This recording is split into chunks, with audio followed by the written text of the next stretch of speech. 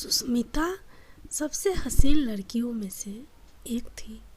मैंने जब उसे पहली बार देखा तो उस पर अपना दिल हार बैठा। जल्दी ही मैंने उस रिश्ते के लिए कोशिशें शुरू कर दी। सुस्मिता के माँ बाप ने ज़्यादा देर नहीं लगाई और हाँ कर दी, मगर सुस्मिता की कुछ शर्तें थी जो मुझे बाद में मालूम हुई। पहली शर्त तो यह थी कि शादी की फंक्शन सुबह 8 बजे होगा। बाकी शर्त के बारे में भी जानना नहीं चाहता था, लेकिन उसने यह बात कही थी कि शादी से पहले उन शर्तों को जानना ज़रूरी है।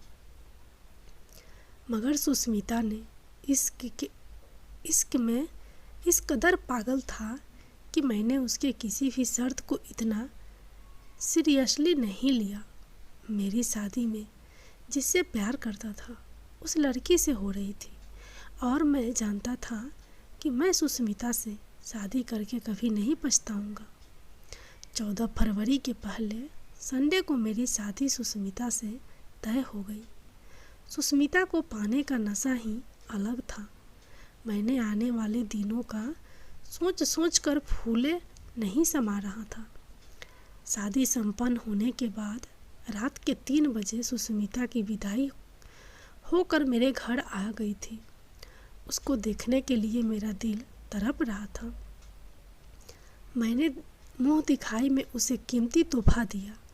उसका शुक्रिया अदा कर ही रहा था कि वह बोली, पहले मेरी शर्त सुन ले।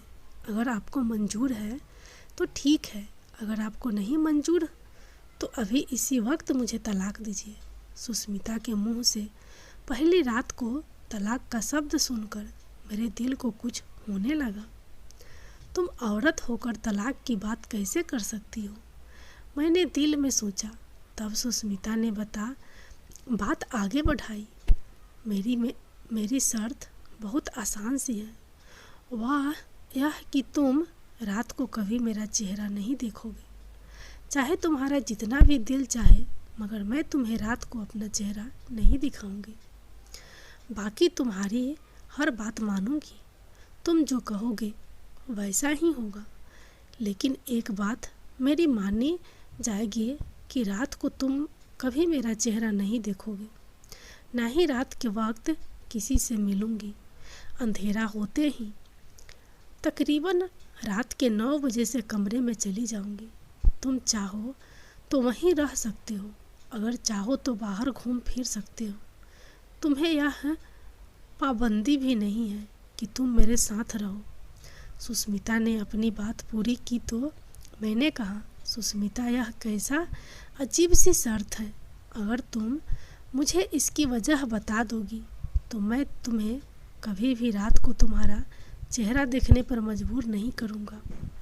लेकिन सुस्मिता, बिना किसी वजह के तुम्हारा चांद सा मुखरा रात को क्यों नहीं देख सकता हूँ, मैंने रोमांटिक अंदाज में कहा। मुझे लगा कि सुस्मिता की यह अदाएं हैं, मगर वह तो सीरियस थी।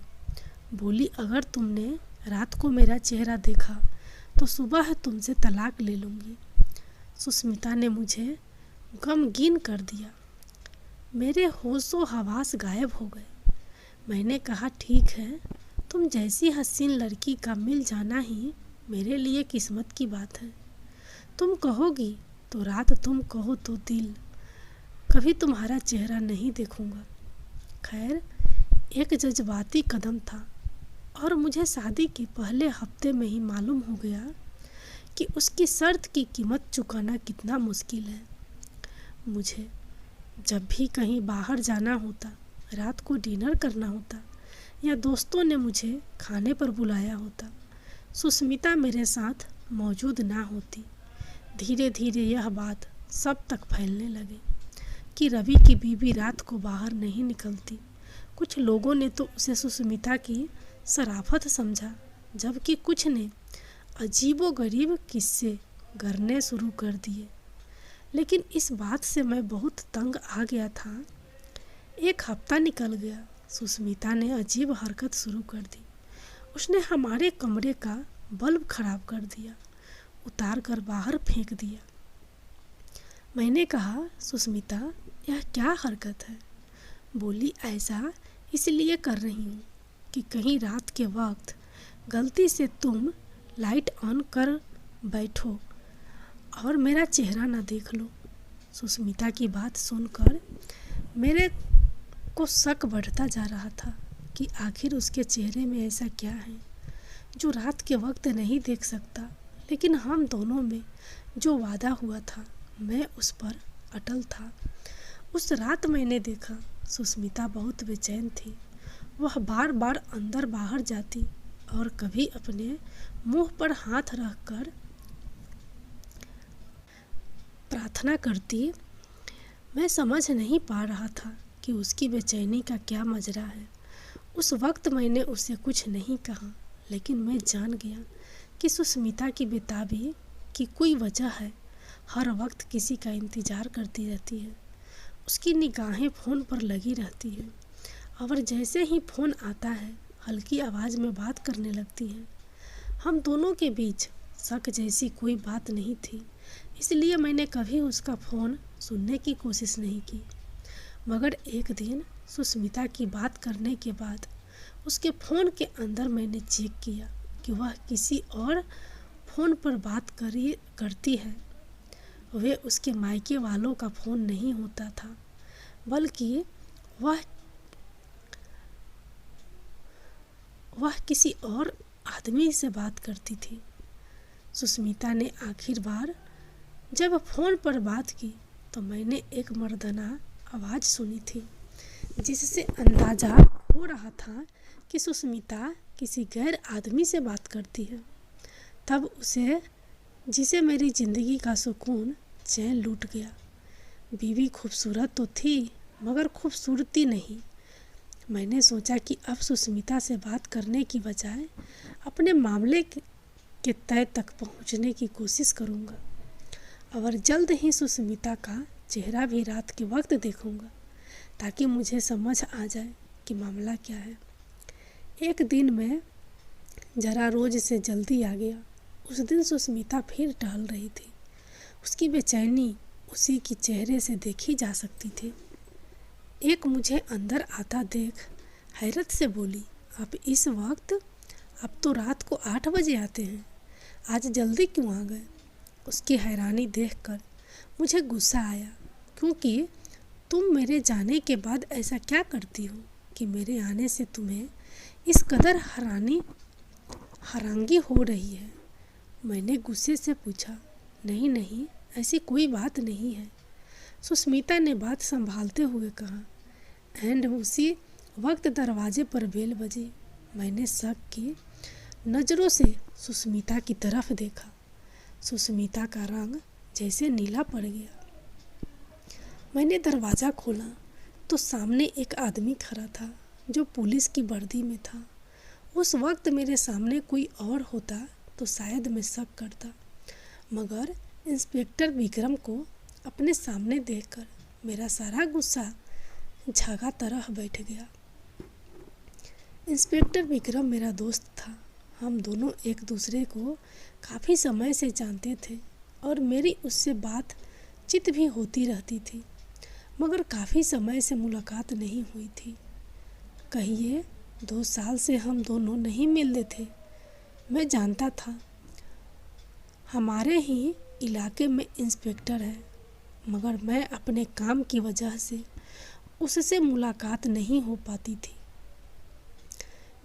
अचानक विक्रम को सामने देखकर मुझे हैरत हुई, मगर उसने ज़्यादा हैरत का इजहार नहीं किया। फौरन ही मेरे गले लग गया और बोला, कहाँ थे तुम यार? इतने अर्श से मुलाकात नहीं हुई है। इंस्पेक्टर का अंदाज तो बिल्कुल ही नॉर्मल था। उन्हें अंदर ड्राइंग रूम में ले आया, मगर हैरान था कि इंस्पेक्टर को अपने घर कभी नहीं लाया। फिर उसे कैसे पता कि मैं यहाँ रहता हूँ? बातों बातों मैंने विक्रम से बात करने की कोशिश की। बोला, यार यह भी कोई बात है? हम पुलिस वालों का अपने इलाके के हर बंदे का पता होता है। तुम विक्रम की बात सुनकर भी मुझे तसल्ली नहीं हुआ, क्योंकि मैंने सुस्मिता को विक्रम का इंतज़ार करते पाया था। मैं जानता था कि जिस अंदाज से सुष्मिता टहल रही थी, यकीनन वह किसी का इंतज़ार कर रही थी। इत्तेफाक से वह आदमी विक्रम निकला, तो विक्रम ने मुझसे मिलने का बहाना कर लिया। अब बात मेरी समझ में कुछ कुछ आ गई थी, मगर मैं जानना चाहता था कि आखिर विक्रम और सुष्मिता के बीच चल क्या रहा है। इसलिए मैंने सुष्मिता पर ज़्यादा शक करना छोड़ दिया।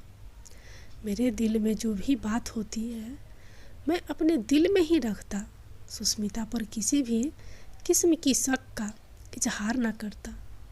एक दिन मैंने सोचा कि अगर मेरी पत्नी सुष्मिता मुझे धोखा दे रही है तो मैं भी उसके साथ वह करूँगा जो उसने सोचा कि अगर मेरी पत्नी सुष्मिता मुझे धोखा दे रही है तो मैं भी उसके साथ वह करूँगा जो उसने सोचा भी नहीं होगा।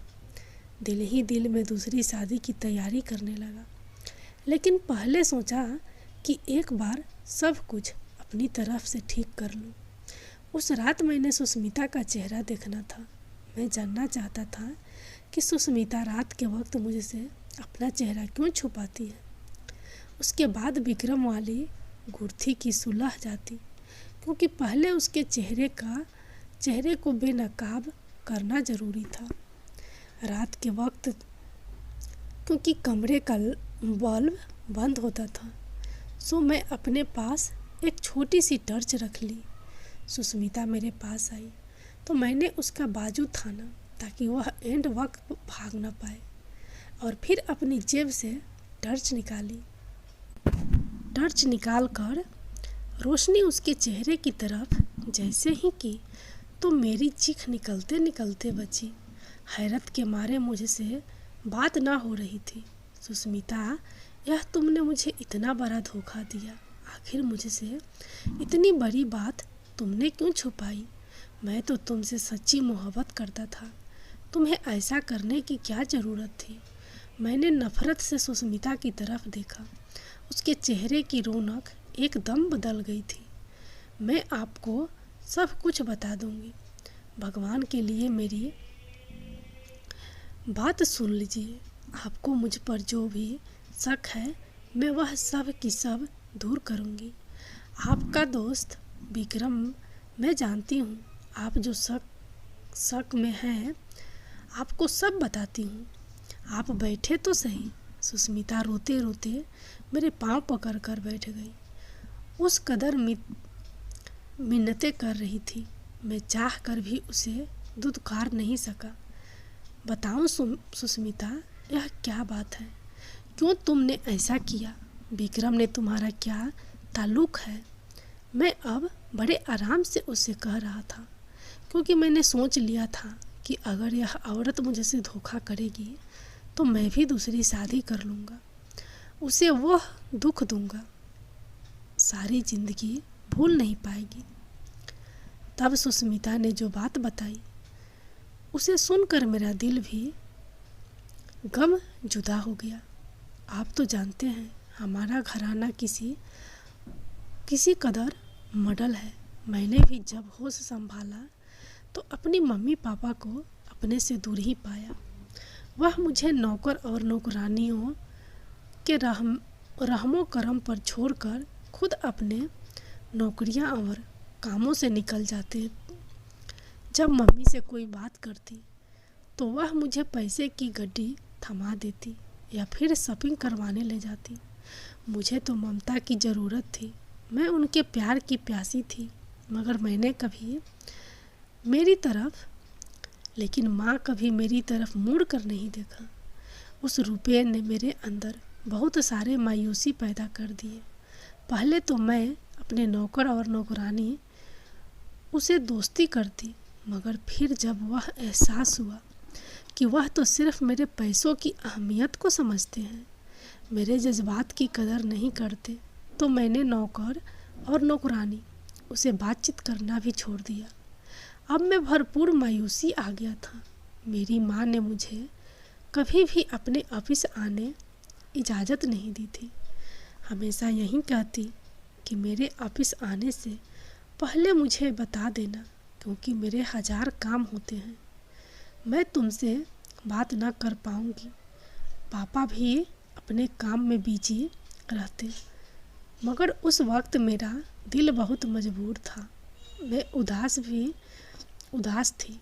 सोचा अगर मम्मी को फ़ोन करूँगी तो देर हो जाएगी। मैंने गाड़ी निकाली और मम्मी के ऑफिस चली गई। मगर जैसे ही ऑफिस के दरवाजे से अंदर घुसे, अंदर का मंजर देखकर मेरा दिल बुझ गया। मैं अपनी मम्मी के बारे में ऐसा सोच भी नहीं सकती थी, मगर मेरी मम्मी उस कदर रोशन ख्याल हो चुकी थी कि वह अपने शर्मो हया को भी भूल चुकी थी।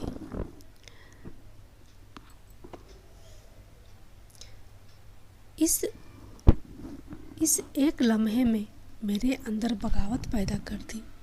मुझे उन औरतों से सख्त नफरत महसूस हुई जो लोगों को भलाई के पाठ पढ़ाती है और खुद उनका किरदार किस कदर भयानक होता है यह कोई सोच भी नहीं सकता। माँ से नफरत हुई तो मेरी हैसियत भी बदल गई। मैं नाइट क्लब में जाने लगी। मैं ऐसे बनकर जाती हर कोई मेरी तरफ खींचा चला जाता, लेकिन मैं उस समय खुश नहीं थी। मगर फिर भी ना जाने क्यों मेरी रूह को तसल्ली मिलती। मैंने अपनी माँ से बदला ले लिया, हालांकि मैं खुद को नुकसान पहुँचा रहे थे। अब मैं रात देर तक घर से बाहर रहती। मम्मी पापा को कोई खबर न थी कि उनकी बेटी क्या कर रही है, और मैं इन सब चीज़ों में बिल्कुल डूब चुकी थी। एक रात मैंने इस कदर नशा कर रखा था कि ऐसे वक्त में लड़कियां अपनी इज्जत खो बैठती है, मगर मैं उस मामले में खुश किस्मत थी। सुबह जब मेरी आँख खुली, धड़कते दिल के साथ अपने पहलू में देखा तो बिस्तर पर कोई भी नहीं था। मैं एक अकेले कमरे में लेटी हुई थी। कमरे की सजावट से अंदाज़ा हो रहा था कि किसी मजहब इंसान का रिहायशी कमरा है। और फिर जब वह लड़का मेरे सामने आया था, वाकई मेरा ख्याल सच साबित हुआ। उसके चेहरे पर दाढ़ी सजी, जबकि वह एक नौजवान लग रहा था। मुझे देखकर उसने नज़रें नीचे कर ली। कहने लगा, कल रात में आपने एक मजबूरी की वजह से नाइट क्लब गया था। वहाँ पर मुझे कुछ काम था।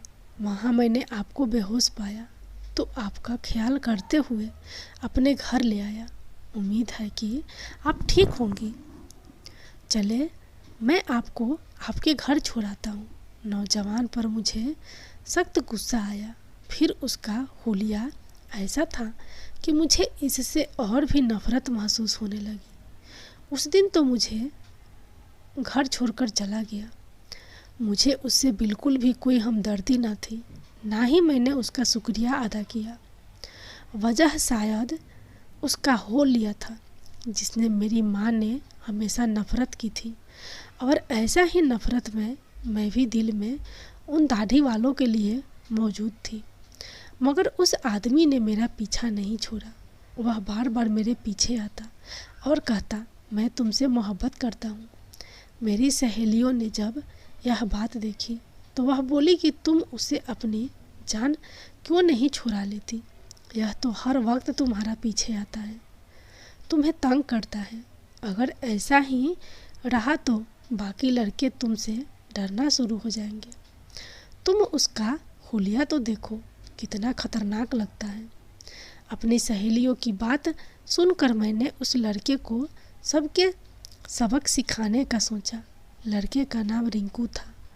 एक दिन उसने मुझसे बात करने की कोशिश की तो मैंने कहा, शाम को बहादुरी का नमूना दिखाना है और मेरी सहेलियों के सामने खुद को साबित करना, तब हो सकता है कि तुम्हारा काम बन जाए। मेरी बात सुनकर वो बहुत खुश हुआ। अगली रात जब नाइट क्लब से निकल रही थी तो वह मुझे मेरे सामने ही दिखाई दिया। अकीदत से झुकी हुई नज़रें।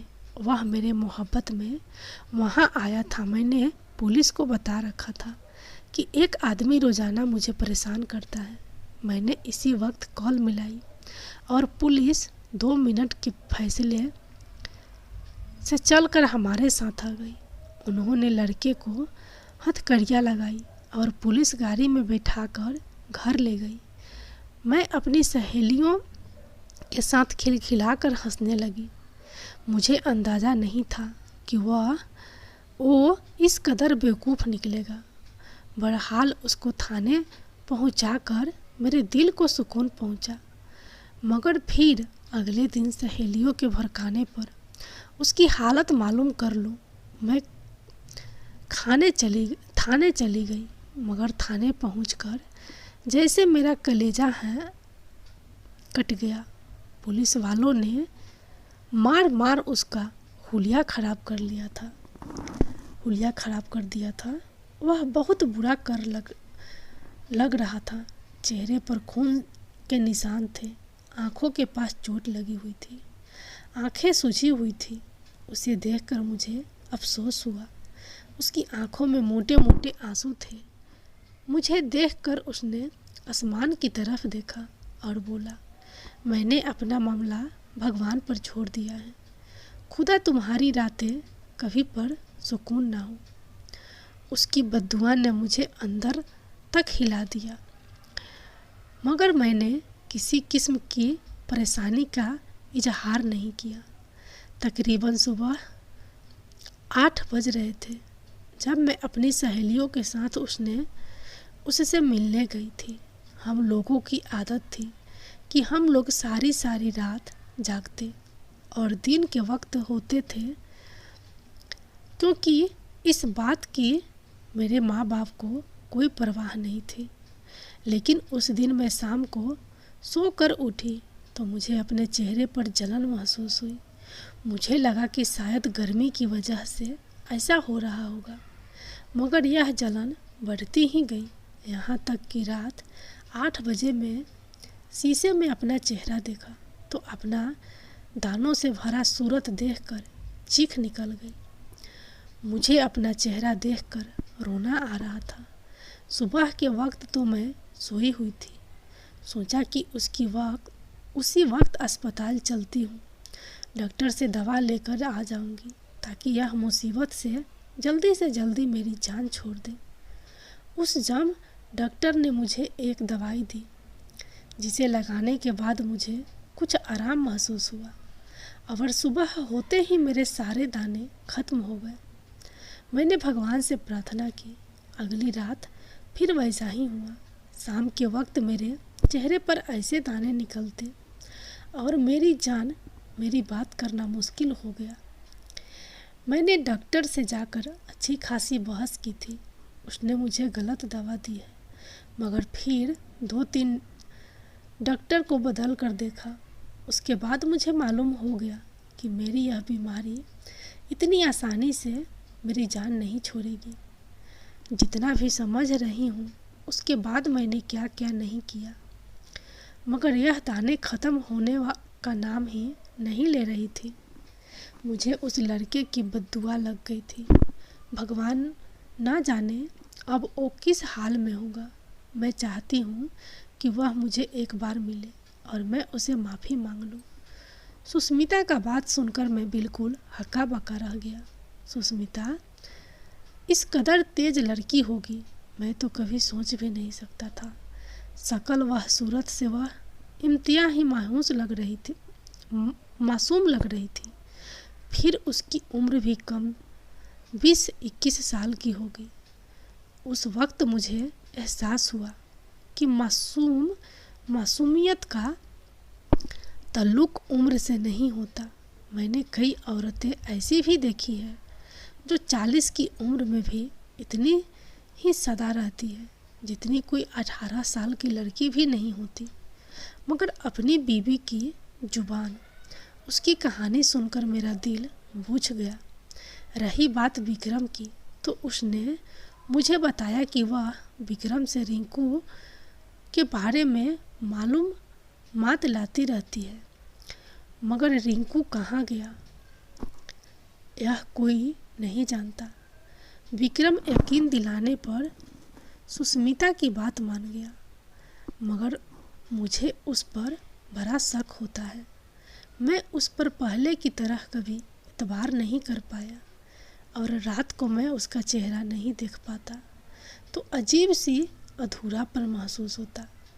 दिल चाहता है दूसरी शादी करूं, मगर फिर सुस्मिता की हालत देखकर सोचता हूं कि उस सब में उसका क्या कसूर है। जो होना था वह तो हो गया, मगर अब सुस्मिता ने अपनी ज़िंदगी बदल दिया। मेरे ख्यालों में उसे उसकी बीते हुए कल की